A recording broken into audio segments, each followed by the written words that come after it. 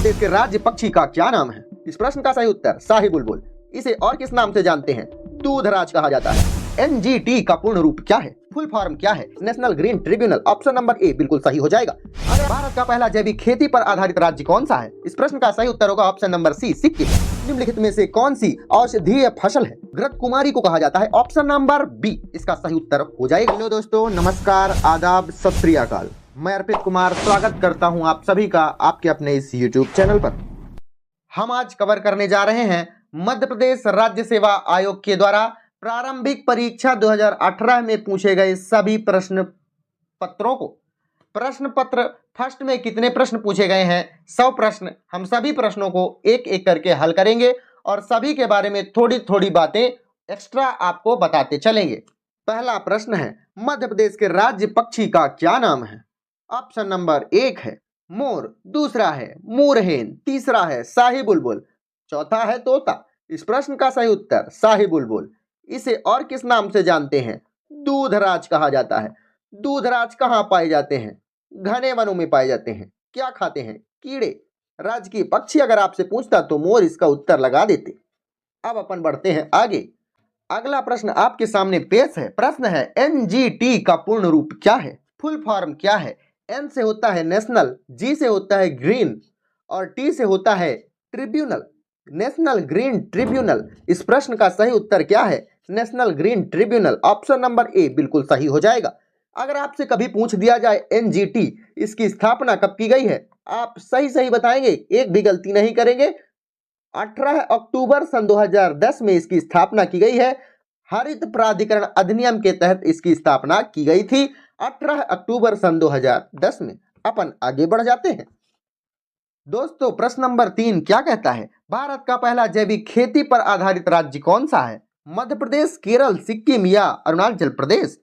भारत का पहला जैविक खेती पर आधारित 100% जैविक खेती होती है गुरु सिक्किम में। इस प्रश्न का सही उत्तर होगा ऑप्शन नंबर सी, सिक्किम। जैविक खेती 100% यहाँ होती है। अगर मैं आपसे पूछूं सिक्किम की राजधानी क्या है तो आप क्या बताएंगे? गंगटोक। गंगटोक सिक्किम की राजधानी है। अगर आपसे पूछूं राष्ट्रीय पशु क्या है यहाँ का तो लाल पांडा, बिना सोचे समझे आप उत्तर दे देंगे, लाल पांडा। अगर पक्षी की बात करें तो रक्त तीतर आप जरूर बताएंगे, रक्त तीतर यहाँ का राष्ट्रीय पक्षी है। आगे बढ़ते हैं। अगला प्रश्न आपके सामने है, मेट्रोपॉलिटन शहर में निम्नलिखित में से कौन सा या से वायु प्रदूषक है? मुख्य रूप से वायु प्रदूषक है। इस प्रश्न का सही उत्तर होगा O2। ये सभी के सभी।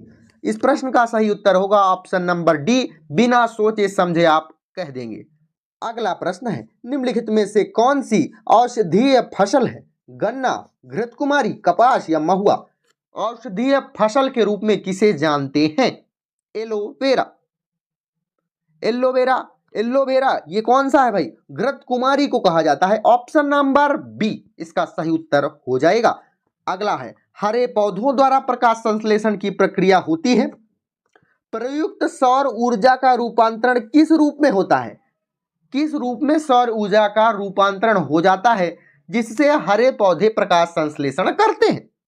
अर्थात प्रकाश संश्लेषण की प्रक्रिया के बाद उन्हें जो भोजन प्राप्त होता है उसे कौन सी ऊर्जा में गिना जाता है?